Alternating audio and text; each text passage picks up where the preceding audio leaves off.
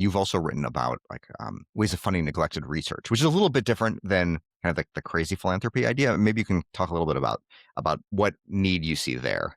There are many anecdotes where like people, even Nobel Prize winners, Lasker Prize winners, et cetera, will say that like they had trouble getting funding in their early days, or that they're lucky they did their prize winning work in the 70s or 80s rather than proposing it today. And that all of course is anecdotal, but I do think that like when a lot of top scientists have a similar anecdote, that kind of means something, right? Kind of means that maybe we're Right. missing. So maybe there's like some direction you should pursue. Right.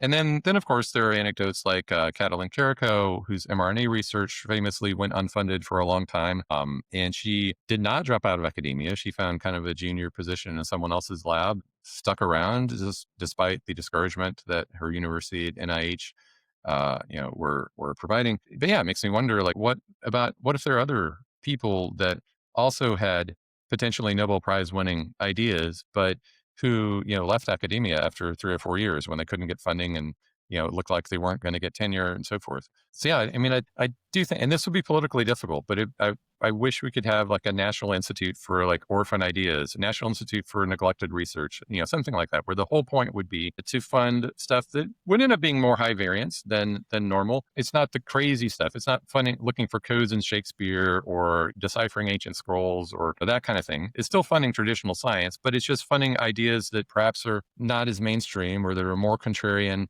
Again, a lot of great ideas in science were contrarian at the time, whether it's the germ theory of disease or continental drift, or the idea that bacteria could cause ulcers. Whether it's politically viable is a different question, because again, politicians don't like stuff that fails. But maybe with a more of a DARPA type mindset, you could sell as more of a DARPA type mindset that we're funding a lot of ideas that some of them might fail, some of them might turn out to be the next germ theory or the next CRISPR or the next mRNA.